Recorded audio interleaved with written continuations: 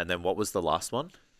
Confusing identity with experience, which I like. I would say that it's like a close third. So it's Yeah. like the first two are like neck and neck, and there's like a photo finish, like that third one's like just behind, you know? Yeah. Yeah, absolutely. Like that's kind of what I would say. Yeah, I've had this with like mentoring and stuff as well. Like, had a coach like going in to take on other, like mentoring into other spaces, and like, oh, they've been doing it. Some have been a little longer than me, and overwhelmed, and like all and like no one you're working with has run the business to the level that you have. Yeah. And if you don't know, you have people to lean on. So I was like, oh. So because the identity wasn't there that you're a successful business owner. Doesn't matter how long you've done it for. Your business is very successful and has sustained that success for like long enough. Yeah, absolutely.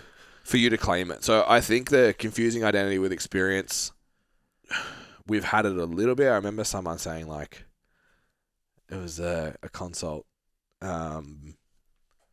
If you or Jace did it, it would have closed. And I was like, what does that mean? It was like a consult result, right? Like a sale, and they were like, oh, if you had done the sales presentation, like they would have signed up. And I was like, what does that mean? Yeah. And it was just like, well, he didn't believe that he was experienced enough to help this person. His identity wasn't that I can help you. Therefore, they didn't sign up because he was hesitant. Yeah. So, yeah, I think that happens a lot, but I agree. I think the not good enough... I think feeling not good enough to claim an identity is probably ahead of being judged, because I think if you believe you're good enough at the thing, you're not scared of being judged anymore. Yeah. It's like, I'm fucking good at this. I don't care what you think. Yeah, absolutely. Yeah. So probably edges ahead. Definitely. I can see the claim. Yeah. The judgment. I feel like judgment holds them back the most overall. Yeah. As in action. Everything, whole encompassing across the businesses, like the business areas. Yeah. But I can see absolutely here from an identity perspective that, what would you say to a coach that feels too early in their career to claim an identity yet? Or they don't have that confidence to be like, this is who I am, what I do. Fucking borrow that energy, man. Like, you have to, because we just talked about like why it's so important to have, and you as a consumer, I'm looking for it, which means everybody else is. And I feel like the reason why most people don't think they have it is they haven't sat down and actually given themselves the props to be where they are at that given point, to have a conversation with someone. So a lot of them have the identity. They just haven't given themselves, like, they're just putting themselves on this, like, there's this pedestal, this space above here that they're just trying to get to, that they're not quite there yet. It's like, you are allowed to legally give somebody advice to train them and help them work towards their health and fitness goals. By law in our country, you can do that and transfer money for that time. Yeah. So, like, for most of the people that are new to the gym, they're working with people who got no fucking idea about training, nutrition, and most of the time they just need to be held accountable to be there, even if they do know about training and nutrition a little bit. Yeah. So give yourself a moment and actually think about that and go, I am the person that can help. And then it's like, see what energy that brings to that consult. Yeah. And I would be really surprised if it's not more and it's the same. We spoke about it in Q&A during the week, hey, like, before you pick up the phone, before you sit down for the consult, before you do the sales presentation, assume they're going to work with you. Yeah. Yeah. Energy's everything. And just the way you carry yourself, behave, speak, the tone, your body language, the words you select, all of that changes because you believe that they're already your client. Yeah. Look at the most successful personal trainers that we know of, seen, worked with, even have just been around. They've all gone into the gym and just backed themselves, or they've gone online and just backed themselves. We were those people. Yeah. We knew that we could help like those people in the gym, and people can feel it. And so I think that, and then look at the ones that failed. Timid. Yeah. Nervous. Bit scared, bit this, bit that. So really simple task and activity you can do with yourself is just like, we talked about journaling during the week. It's just like write down like what makes you worth A good coach. Yeah, what makes you have the right to be here to do this? Yeah, what is a good coach? Write it all out. They're gonna find so many good things to say about themselves that they would never have said about themselves unless they were prompted. Agreed. Because you always find you're always trying to find your inadequacies, especially the people that we find, because it's like they're trying to level up, they're trying to aim over here. So you're not going to sit here and go, you know what? I kind of know a fair bit about coaching. I'm done. Yeah, and I'm pretty good at this whole thing, Yeah. I'd be fucking worried if you were, because that's going to hold you back. Yeah. But you never give yourself the props or a moment to just be like, hey man, I've got a seat at this table. Yeah. Like, yeah, sure, it might be over down the end over there, but it's like I've still got a fucking seat. I can still help people. So yeah, I agree. Okay, so defining where you want to start and like how do you actually solve this and start to build an identity. Jace just mentioned the journaling thing. So the advice I gave during the week was before bed, write down all the things you did that day that prove you're competent. That could be hitting your own food, your own training. It could be making progress with your own physique. That could be your client that added 2 reps or 2 kilos, or measurements came in, or photos came in, or the nice bit of feedback you got, or actually stopping and taking a little moment for every single one of those every day. Yeah, that awareness is so important. How many times have we talked to the guys and we're like, you have wins every day. Yeah. You just don't know it. Yeah. So yeah, and how often you get a check-in that's like, no wins this week. You're like, bruh. Yeah, there's... Let's fucking go. Yeah, that's right. Yeah. Yeah, so I think that will be really useful. Another thing you can do is just like define the values of your business. So like, what do you care about most? Yeah. So we've always been results driven. That's the top of the pile for us. Yeah. Client experience, coaching. For me, it's helping people achieve things that they didn't know they could. Yeah. For other people, it might be different. It might be finding a home, finding a community. Yeah, education, whatever. Yeah. So just understanding what it is you care about giving other people. Yeah. That's probably a good place to start. Absolutely. So then we look at the identity triangle. Who you help, what you solve, and then one that'll take a little bit longer, how you lead. Yeah. So Jason and I defaulted into you saying you're a directive in terms of your communication style. I spoke about collaborative. We're both walk the walk, try to be leaders as much as we can. Consistency, reliable, systemized as much as possible, very repeatable and predictable.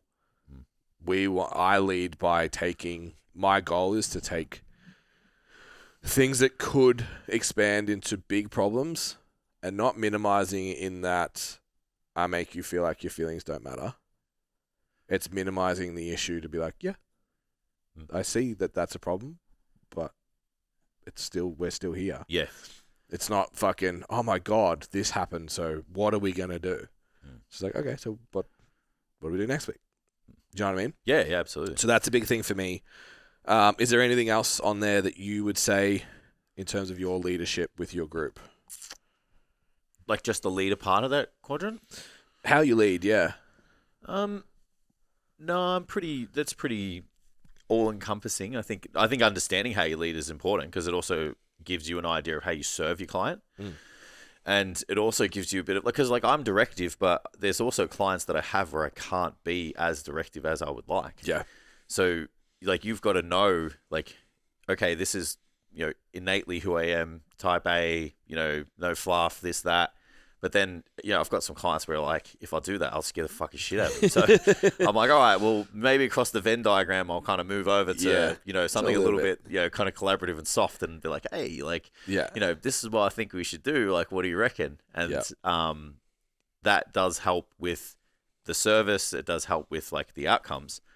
I think a lot of coaches don't even think about any of this stuff and they just go in and just trying to figure everything out. And it's that's the worst thing you can do. Yeah.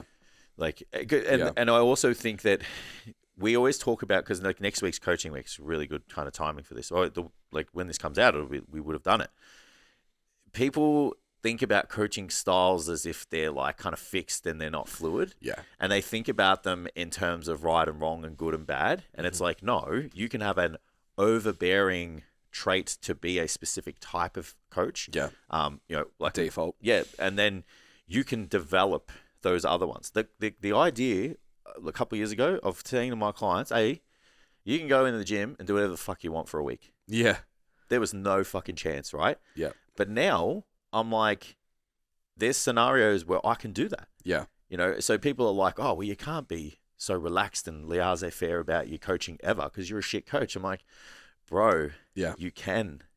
Absolutely. Yeah. You don't understand psychology. Yeah. It's like you got someone who's like done a hard push or is a contest prep and is fucking cooked and has been so rigid with everything that they're like, I just want to go in the gym and fucking throw some weight around, bro. Yeah.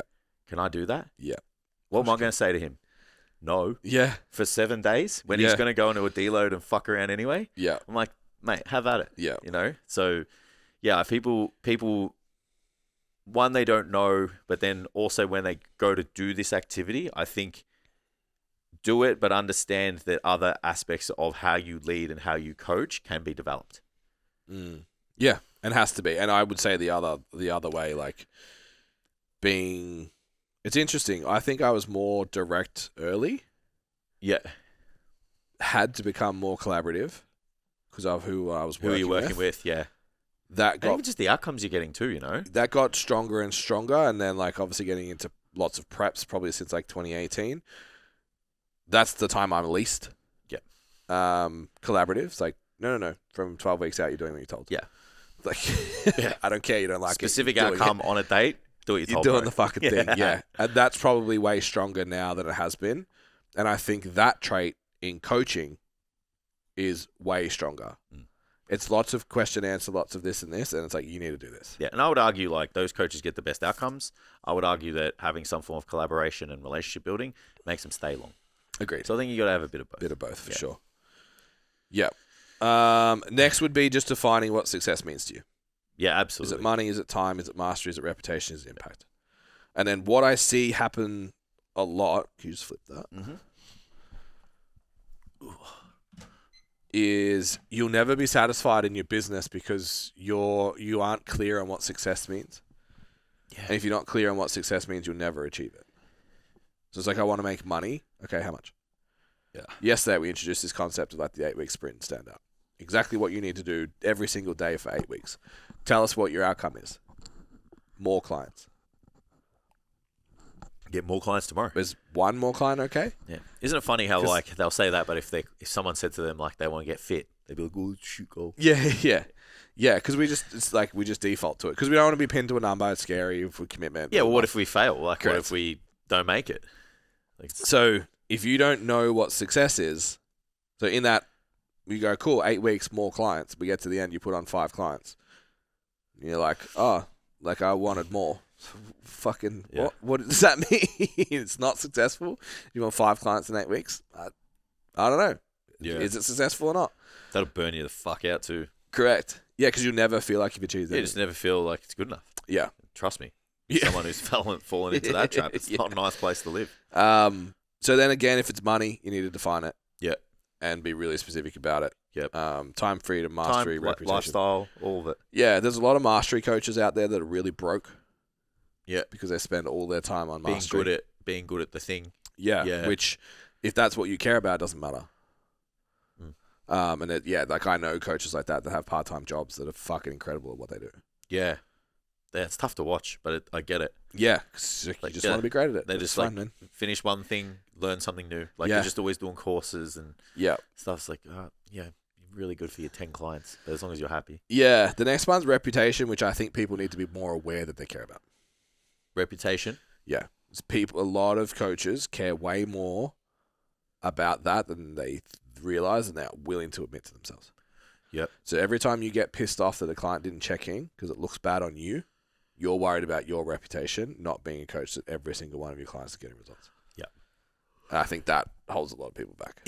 So of all the list on here, I would say that is the worst one to make your focus. Oh, yeah, fucking earth. Impact is great, again, but how do you measure impact? What does that mean? Yeah. Like, we have our 1 million outcomes, which is hard enough to fucking track, and it does have a number. Yeah. But you know what I mean? Like, how do you measure Yeah. how many... We worked with a trainer in 2016. How many clients have they had since then? I don't know. Yeah. Like, it's hard. You have to kind of average it out. So if the symptoms of not having an identity would be you still have no confidence going into your sales process, so the call, the consult, the sales presentation. I think if you know exactly what was the three, who you help, what you solve, and how you lead. If you know those three things, you'll be way more confident in that whole process. Everything. You'll be way more confident in your check-ins and your delivery and all of that on the delivery side and your retention side as well. Yeah. So if you're noticing the way I perform through my sales process sucks, maybe take a look at your identity. Yeah. If you're having a lot of trouble on what to post, you hit and miss with your content, you don't really know what... You always think about, like, oh, what do I need to post today? And you're looking at other people's content, like, maybe I should do something like that, like those types of things. Yeah. I don't think you know who you help. You're not in this space yet. You don't know who you help, what you solve, or how you lead, because you'll be communicating from how you want to lead, not from how you saw someone else not lead. adopting a personality of someone else that you think is going to work. Correct. So if you have those two things, they're going to be holding your business growth back. Whether it's your ability to go online or whether it's to cap out face-to-face or have some kind of hybrid of both. Yep. The Standout PT promise, like 10K months, 30 hours, without this, it's really fucking challenging. Absolutely.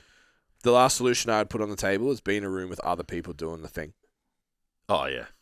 Because if you're surrounded by people that also don't know and they're giving you all these ideas of, like, even fucking speaking to Uncle Bob at the fucking... Oh, why don't you fucking do this? Because my friend Sally, she did the carnivore diet. Maybe you should go. It's like, know what the fuck you're talking about and be around people who also know what the fuck they're talking about. Stay away from Uncle Bob. Yeah. What movie is that? Uncle Bob, huh? Oh, it's Terminator 2. Don't you? It's my Uncle Bob. So it's a great place to be in that environment is our mastermind, which is once a week. Part of Standout. You get 90 minutes. Jason and I host with all of the other coaches asking questions. We do deep dives, mini trainings, all sorts of shit in there, as well as set about 8-week plans. So if you're, in a space where, like, I don't know who I am, what my identity is, and you're looking around, you're going, fucking no, neither does anyone else here. They just get clients when the gym gives them to them. Find somewhere where people are actually killing it. And Standout might be an option for that. So go to the website, stcfit.com, opt in for Standout PT. We'll have a look at your identity on a call. Who do you think you work with? Who do you help? And how do you lead? And how we can apply that into your business a little better than what you are now. Absolutely. If you haven't already, subscribe, comment, do something. Like the episode. I think this one was pretty valuable. Yeah, agreed. Yeah, banter was good at the start too. We still had some left. Yeah. And tune in to Barbells and Banter this week. It was... Is that right? Yeah. Why are you looking concerned? No, it's just a heavy episode. Yeah, so go and listen to it. Yeah, Wednesday, yeah? Yeah, it's coming out this Wednesday. We're a couple of weeks behind because we're ahead in recording, but we chatted about the International Men's Day that kind of went under the radar. Just shared our thoughts on that. So get amongst that. But for now, we'll see you next week. See you guys.